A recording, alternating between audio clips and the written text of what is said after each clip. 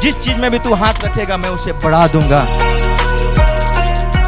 अनुग्रह एक ऐसी सामर्थ्य है जो मृत्यु को उसके ही कब्र में डाल दे।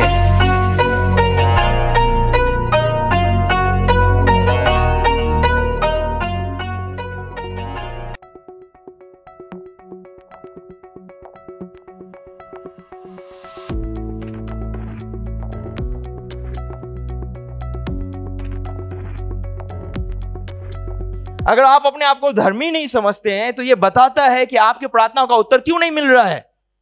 और यहीं पर आता है इस विषय के अर्थ को समझना। क्यों यह समझना जरूरी है कि आप धर्मी हैं? क्यों? क्योंकि धर्मी जन के प्रार्थना से सब कुछ संभव है। अगर आप चाहते हैं कि आपके लिए सब कुछ संभव हो तो सबसे पहले समझे कि आप परमेश्वर की धार्मिकता हैं। अध्ययन करें इसके ऊपर खुद। ये एक दिन में मैं आपको नहीं सिखा सकता हूं, लेकिन अध्ययन करें, खुद टाइम ले, अध्ययन करें कि आप कौन हैं। क्योंकि अगर आप ये नहीं समझेंगे, I am telling you brother and sister, you are in trouble, बहुत मुश्किल में।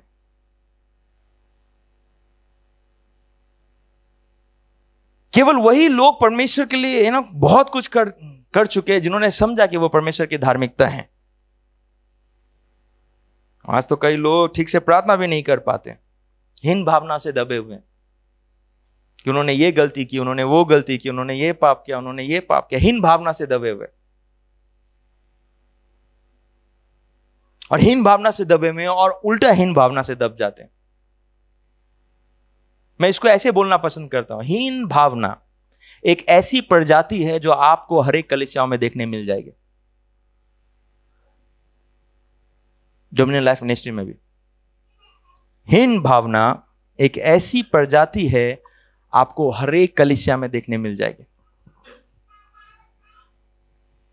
आपको लोग देखने मिल जाएंगे हीन भावना से दबे हुए लोग।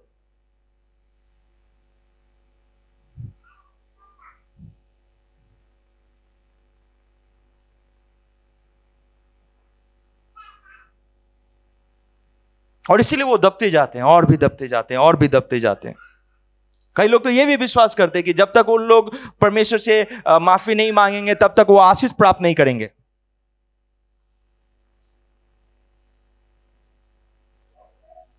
जब तक किसी को क्षमा नहीं देंगे तब तक उनको चंगाई प्राप्त नहीं होगी। काश प्रभु यीशु मसीह जिस रात पतरस के घर पे वो गया था, वो सबको कहता कि भैया पहले तुम अपने सास को माफ कर आओ, पहले तुम अपने चाचा को माफ कर आओ, पहले तुम इसको माफ करो, तो वहां पे लिखा होता उस रात किसी ने भी चंगाई प्राप्त नहीं की। लेकिन धन्य हो प्रभु यीशु मसीह जिसने कहा, जिसके लिए गवाही लिखी हुई है कि जितने लोग उस दिन आए उसने सबको छूकर चंगा किया। आज पासवान भी हीन भावना से दबे हुए हैं, दूसरे लोग आते हैं उनको भी हीन भावना से वो दबा देते हैं। तुमने जरूर पाप किया होगा इसीलिए तुमको ये रोग हो गया। एक बार हम लोग कहीं पर थे और उन्होंने सीना चौड़ा करके गवाही दे रहे थे हमारे सामने, पास्टर जी की आपको पता है हमारे यहां एक भाई 10वां हिस्सा नहीं दे रहे थे बहुत दिन से, और एक्सीडेंट हो गया। तो मैं मिलने गया उनके घर पर हॉस्पिटल में, और जब मैंने हॉस्पिटल का बिल पूछा तो ठीक मैंने जोड़ा उतना ही अमाउंट था जितना उसने 10वां हिस्सा नहीं दिया। एंड आई वाज लाइक, सच में आप ऐसा सोचते हैं कि अगर आप 10वां हिस्सा नहीं देंगे तो परमेश्वर आपको दंड देकर उतना अमाउंट आपसे ले लेगा? झूठ। दान ऐसे काम नहीं करते। तो क्या कर रहे हैं? हीन भावना में दबा रहे। तो वो पास्टर ने कहा, देखा तुम्हारा अमाउंट इतना ही है, तुमने 10वां हिस्सा नहीं दिया इसीलिए ऐसा हो गया। तो वो बेचारा क्या हुआ होगा मैं पता कर सकता हूं, वो हीन भावना में दब गया होगा। हीन भावना में दबते जा रहे हैं, दबते जा रहे हैं, दबते जा रहे हैं, दबते जा रहे हैं।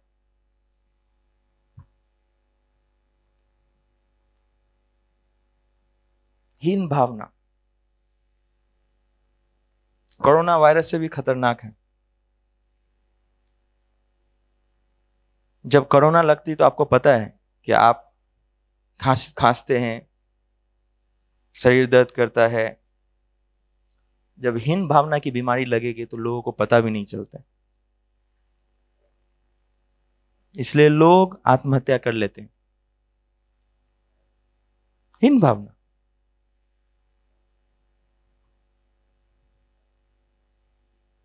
आपको पता है आपको परमेश्वर से बार बार माफी मांगने की जरूरत नहीं, लेकिन उसके लिए आपको पहले हीन भावना से बाहर निकलना पड़ेगा।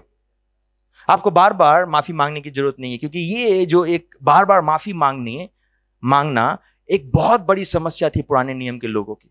वो लगातार माफी मांगते थे और अगले साल फिर माफी मांगते थे। क्यों? इसलिए नहीं क्योंकि उनको माफी मांगने का शौक था, लेकिन इसीलिए क्योंकि उनकी विवेक उनको बार बार दोषी ठहराता। उनका जो विवेक है, मनुष्य के अंदर परमेश्वर ने एक दान दिया है और वो है विवेक। अगर आपने इसको कंट्रोल कर लिया, आप विजयी हैं।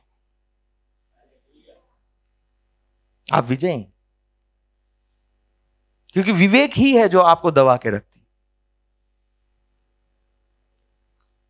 तो बेचारे लोग माफी मांगते और उसका फिर अगले सुबह उनको फिर वापस उनका विवेक उनको दोषी ठहराता है कि तू पाप है, तूने पाप किया है।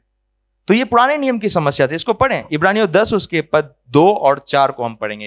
इब्रानियों 10 पद 2 और 4, यहां पे ऐसा लिखा है, नहीं तो उनका चढ़ाना बंद क्यों ना हो जाता। इसीलिए जब सेवा करने वाले एक ही बार शुद्ध हो जाते हैं तो फिर उनका विवेक उन्हें पापी न ठहराता, परंतु उनके द्वारा प्रति वर्ष पापों का स्मरण हुआ करता है, क्योंकि यह अनहोना है कि बैलों और बकरों का लहू पापों को दूर करे। तो बेसिकली परमेश्वर का वचन यह बताना चाह रहा है, पौलुस यह बताना चाह रहा है कि अगर उनका विवेक उनको दोषी नहीं ठहराता तो वो हर एक साल बलि नहीं देते, लेकिन उनको हर एक साल बलि देना पड़ रहा है क्योंकि उनका विवेक उनको दोषी ठहराता था। क्योंकि बैल और बकरों के लहू के द्वारा अपने विवेक को शुद्ध करना असंभव था। तो ये पुराने नियम के लोगों की एक बहुत बड़ी समस्या थी, क्योंकि वो बलि करते हैं, उसका फिर परमेश्वर उनका विवेक उनको दोषी ठहराता। तो इसीलिए मनुष्य जाति को एक ऐसे बलिदान की जरूरत थी जिनके बाद में उनका विवेक उनको दोषी नहीं ठहराता, वो स्वतंत्र हो जाते। तो इस बलिदान के इंतजार में थे, और इसी एक बलिदान को परमेश्वर ने मनुष्य जाति को दिया, जिसका नाम है प्रभु यीशु मसीह। परमेश्वर ने सदा काल के लिए मनुष्य को एक उपहार दिया, जिसके बाद में उनका विवेक उनको दोषी नहीं ठहराता। पढ़ें इब्रानियों 10 उसका 12 और 14। इब्रानियों 10 पद 12 और फिर हम 14 पढ़ेंगे। लिखा है, परंतु यह व्यक्ति तो पापों के बदले एक ही बलिदान सर्वदा, नोट करें, सर्वदा लिए चढ़ाकर परमेश्वर के दाहिने जा बैठा, क्योंकि उसने एक ही चढ़ावे के द्वारा उन्हें जो पवित्र किए जाते थे, फिर नोट करें, सर्वदा के लिए सिद्ध कर दिया। नोट करें यहां पे, सर्वदा के लिए सिद्ध कर दिया एक ही बलिदान के द्वारा। तो पौलुस हम जैसे लोगों को समझाने की कोशिश कर रहा है कि ये जो विवेक की समस्या थी, ये पुराने नियम के लोगों की समस्या थी, क्योंकि उनका विवेक उनको दोषी ठहराता था। लेकिन परमेश्वर ने अपने पुत्र में उस समस्या का समाधान किया। क्या? क्योंकि एक ही बलिदान के लिए हमको केवल शुद्ध नहीं किया, हमेशा के लिए सिद्ध कर दिया।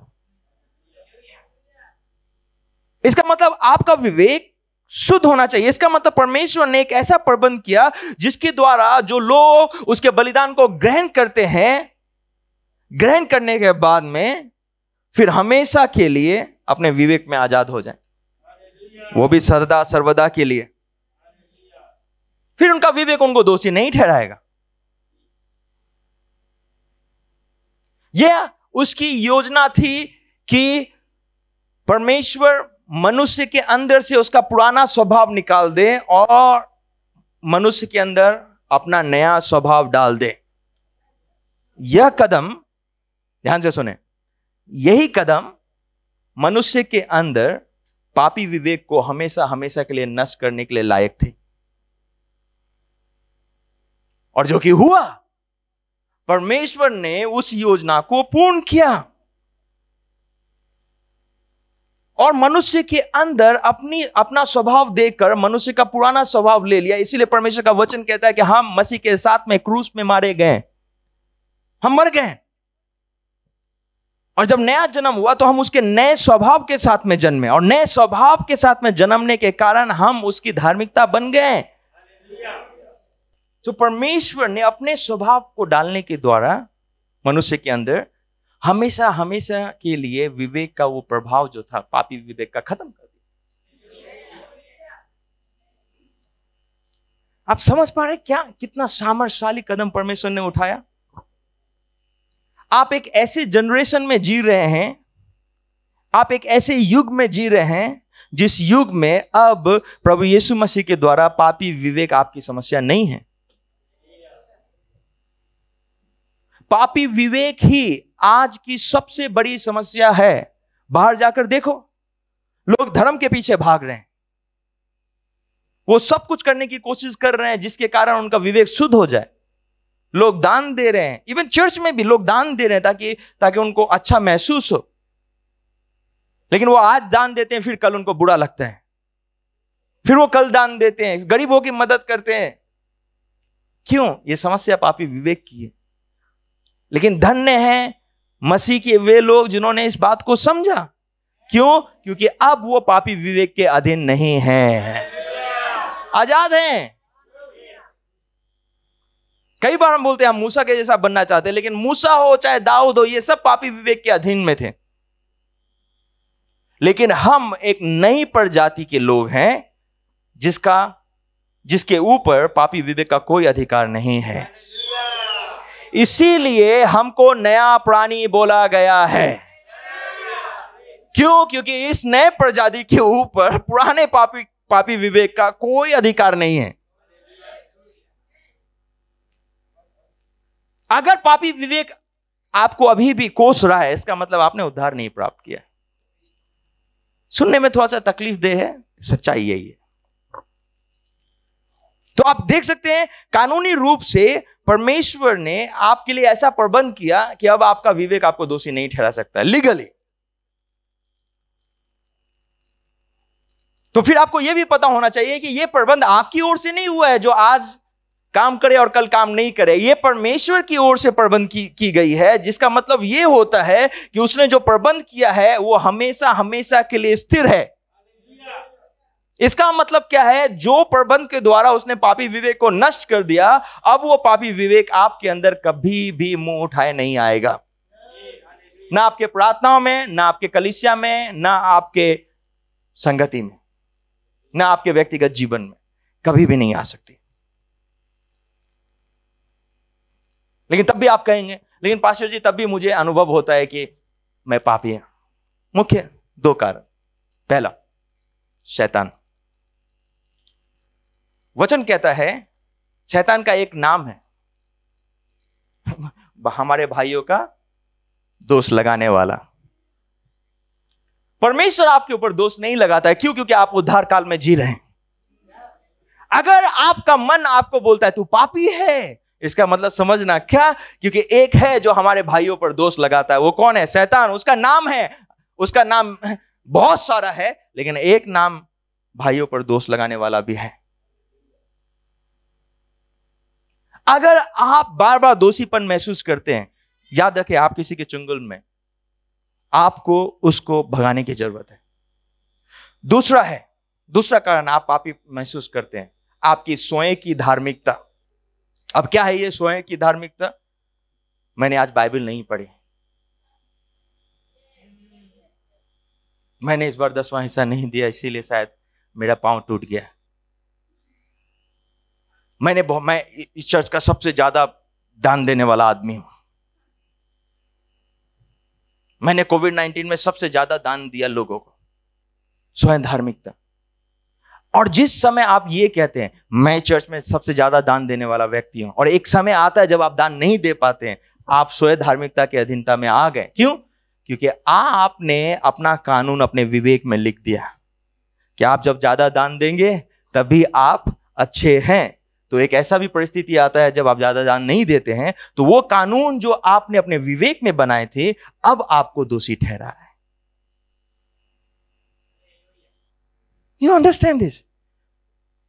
इसका मतलब क्या है? कभी भी अपने विवेक में कानून मत बनाना कि आपके भलाई के कारण आप सुबह 4 बजे उठ के बाइबल पढ़ते हैं, इसीलिए आप धर्मी हैं। नहीं नहीं नहीं नहीं, मैं 8 बजे सुबह उठता हूं और बाइबल पढ़ता हूं। कभी कभी मैं 3:30 बजे उठता हूं, लेकिन मेरा उठना परमेश्वर की धार्मिकता को प्रकट नहीं करता है। जब मैं यहां पे ऑफिस में बैठा रहता हूं, मैं तब भी धर्मी हूं। जब मैं बाइक चला रहा हूं तब भी धर्मी हूं। जब मैंने जीन्स पहन रखा तब भी धर्मी हूं। कई लोग मुझे देखते हैं, अरे पास्टर जी क्या आज टाइट टी शर्ट और जीन्स में और बूट में घूम रहे हैं। हाँ, तब भी मैं धर्मी हूं। बस इतना अंतर है, बस इतना अंतर है कि अभी मैं सूट पहना हुआ धर्मी हूं, उस समय मैं जींस पहना हुआ धर्मी रहता हूं। हाँ, आप बाथरूम में भी धर्मी हैं। Do you understand this? आपकी धार्मिकता कोई नहीं छीन सकता है। तो इससे फर्क नहीं पड़ता है कि आप क्या महसूस करते हैं, लोग आपके विषय में क्या कहते हैं, लोगों ने क्या कहा है, लीडर्स ने आपके लिए क्या कहा है। आप परमेश्वर की धार्मिकता हैं। आप परमेश्वर की धार्मिकता है, एक माइंड में बना के रखें। हो सके तो लिख ले, अपने बाइबल में लिख ले, अपने घर में लिख ले, कहीं पे भी गाड़ी में लिख के, मैं परमेश्वर की धार्मिकता हूं। और बोलते रहे इसको दिन रात, मैं परमेश्वर की धार्मिकता हूं, मैं परमेश्वर की धार्मिकता हूं, मैं पापी नहीं हूं। अब इसको समझे, अगर आप ये विश्वास करते हैं कि आप मसीह हैं और यीशु मसीह तीसरे दिन जीवित हो गए, कितने लोग विश्वास करते हैं? आप, मैं विश्वास करता हूं, आप लोग जो देख रहे हैं वो लोग भी विश्वास करते हैं कि यीशु मसीह तीसरे दिन। ऐसा हो ही नहीं सकता है कि आप ये विश्वास करें यीशु मसीह तीसरे दिन जीवित हो गए और फिर ये विश्वास करें कि मैं आज पापी हूं। इम्पॉसिबल, नहीं हो सकता है। बाइबल बताती है, मैं अभी आपको वचन पढ़ के बता दूंगा, नहीं हो सकता, इम्पॉसिबल, नेक्स्ट टू इम्पॉसिबल। आप ऐसा नहीं कर सकते। देखा क्या लिखा है, रोमियो की पत्री अध्याय 4 पद 25। रोमियो की पत्री अध्याय 4 पद 25, इसको देखें। वह हमारे अपराधों के लिए पकड़वाया गया और हमारे धर्मी ठहराने के लिए जिलाया भी गया। देख रहे हैं, वो हमारे लिए पकड़वाया गया और हमारे धर्मी ठहराने के लिए जिलाया भी गया। अगर आप ये विश्वास करते हैं कि प्रभु यीशु मसीह तीसरे दिन जिलाया गया, तो उसके जिलाए जाने से ही आप धर्मी ठहरे गए हैं। कई लोग ये विश्वास करते हैं यीशु मसीह का मरना महत्वपूर्ण है। हाँ, महत्वपूर्ण था, लेकिन अगर वो जीवित नहीं होते तो आप कभी धर्मी नहीं ठहराए जाते। लेकिन तीसरे दिन वो जीवित होकर, इसीलिए यहां पे लिखा है कि वो हमारे अपराधों के लिए पकड़वाया गया, अर्थात उस पर ताड़नाएं पड़ी, उसको कोड़े लगे, उसको क्रूस पे टांगे गया। लेकिन कहानी वहीं खत्म नहीं हुई। अगर वो पकड़वाया जाता और उसको क्रूस पे टांगा जाता, अगर वो जीवित नहीं होता, तो हम भले ही उसकी कोड़े खाने से चंगे हो जाते, लेकिन धर्मी नहीं ठहरते। हमारा धर्मी, हमारा जस्टिफिकेशन कब हुआ? जब प्रभु यीशु मसीह तीसरे दिन कब्र को तोड़कर बाहर निकला, हम धर्मी ठहर गए। हम धर्मी ठहर गए। इसका मतलब क्या है? हम परमेश्वर की पवित्र जाति बन गए। हम एक ऐसी प्रजा बन गए जो राज पुजारी हो। हम भविष्यवक्ताओं का एक समूह बन गए जो हमेशा अपने देश, अपने परिवार और अपने लिए भविष्यवाणी करता रहे। हम परमेश्वर के समक्ष खड़ा होने वाले एक ऐसे पुजारी बन गए जो उसके आंखों में आंखें डालकर बोल सकते हैं, पापा मुझे ये जरूरत है, मुझे चाहिए। हम ऐसे लोग बन गए, और ये केवल हुआ परमेश्वर की धार्मिकता के कारण।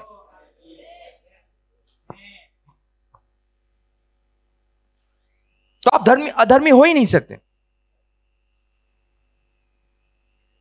लेकिन अगर आप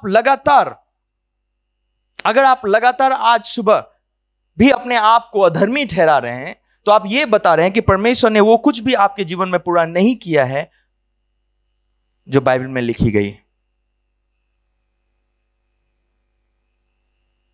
अगर आप, एक बात ध्यान से सुने, अगर आप अपने आप को प्रभु यीशु के लहू के द्वारा धर्मी देखने लगेंगे, कोई भी संसार में ऐसी प्रार्थना नहीं है जो अनसुनी रहेगी।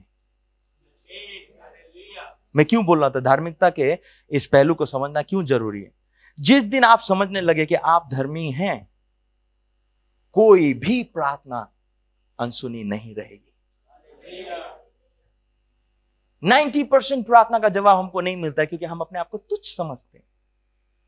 लिखा हुआ धर्मी जन की प्रार्थना से सब कुछ संभव है। कौन है धर्मी जन? Pastor, profit? नहीं, हर एक वो लोग जो यीशु के लहू से धोए गए हैं। अगर आप यीशु के लहू से धोए गए हैं, आप धर्मी हैं।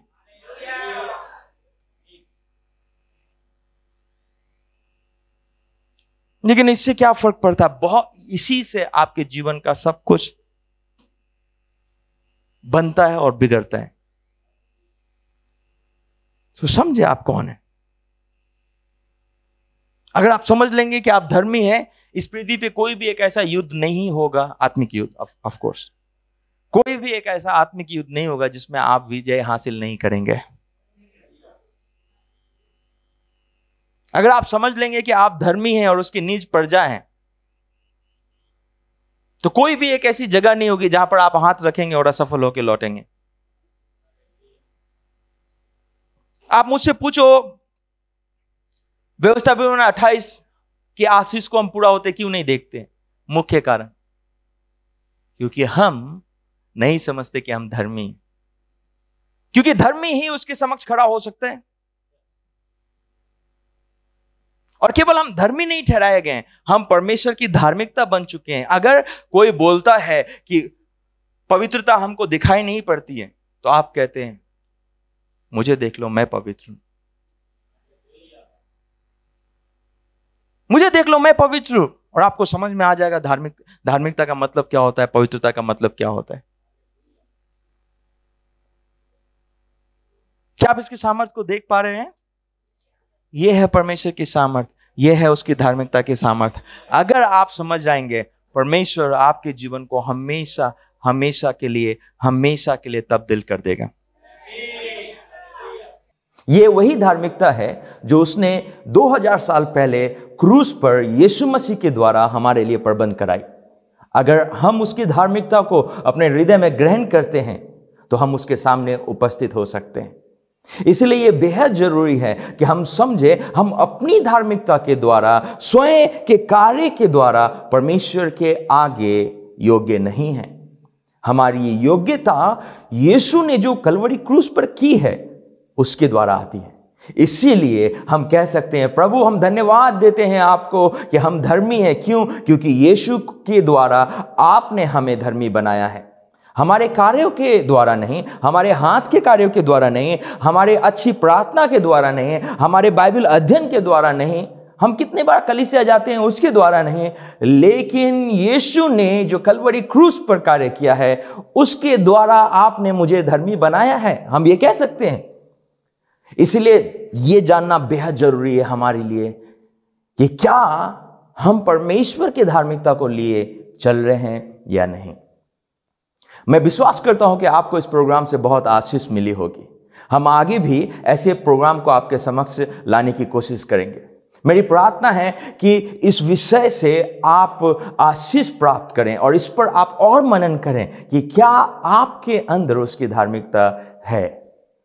यह जानना बेहद जरूरी है। यही आपको आजादी देती है स्वतंत्र होकर जीने की। यही आपको आजादी देती है शैतान के सिर को कुचलने की। यही आपको आजादी देती है एक समृद्ध जीवन जीने की। परमेश्वर की धार्मिकता आपको स्वतंत्र करती है कि आप इस संसार में परमेश्वर के पुत्र के समान जिएं और शैतान के सिर को कुचलें। अगर आप चाहते हैं कि ऐसी शिक्षा और भी टेलीविजन पर आए, तो आप हमें अपना भेंट देकर सहयोग कर सकते हैं। आप जो भी इंफॉर्मेशन अपने स्क्रीन पर देख रहे हैं, आप उसमें अपना भेंट दें और इस प्रोग्राम को कंटिन्यू करने में सहायता करें। मैं विश्वास करता हूं कि आपके भेंट के द्वारा हम सब मिलकर एक महान कार्य को अंजाम दे सकते हैं। प्रभु आप लोग को बहुत बहुत आशीष दे। मैं चाहता हूं कि इस प्रोग्राम को ख़त्म करने से पहले मैं आपके लिए प्रार्थना करूं। आएँ, हम अपने आंखों को बंद करें और प्रार्थना में जाएं। प्रभु हम धन्यवाद देते हैं आपके लोगों के लिए, जितने लोग प्रभु आज मुझे सुन रहे हैं। प्रभु होने दे कि उनकी मन की आंखें ज्योतिर्मय हो जाएं और प्रभु वे समझ सके इस सत्य को कि आप उनके जीवन में कौन हैं। प्रभु मेरी प्रार्थना है कि यीशु ख्रिस्त के नाम में उनकी मन की आंखें ज्योतिर्मय हो जाए, ताकि प्रभु आपने जो 2000 साल पहले प्रबंध कराई गई धार्मिकता है वे उसको ग्रहण कर सकें। प्रभु मेरी प्रार्थना है कि आप अपने संतों की जरूरतों को पूरी करें। होने दे परमेश्वर, उनकी जो भी जरूरत है प्रभु यीशु ख्रिस्त के नाम में पूरी हो जाने पाए, यीशु के नाम में। आमीन, आमीन। सो परमेश्वर आप लोग को बहुत बहुत आशीष दे। इस प्रोग्राम को खत्म करने से पहले मैं आपको उत्साहित करना चाहूँगा कि आप daily dominion word for today पढ़ें। यह आपके जीवन को परिवर्तन करने में बहुत ही प्रभावशाली है। आप dominion word for today Hindi और इंग्लिश दोनों में पढ़ सकते हैं, और यह आपको प्राप्त होगी हमारे वेबसाइट में जाकर। हमारी वेबसाइट www.dominionlifeministries.com में जाएं और ब्लॉग में जाकर इस वचन को पढ़ना ना भूलें, जो आपके लिए प्रतिदिन डिवोशनल आर्टिकल के रूप में आती है। प्रभु आपको बहुत बहुत आशीष दे। हम अगले सप्ताह ठीक इसी समय में फिर मिलेंगे।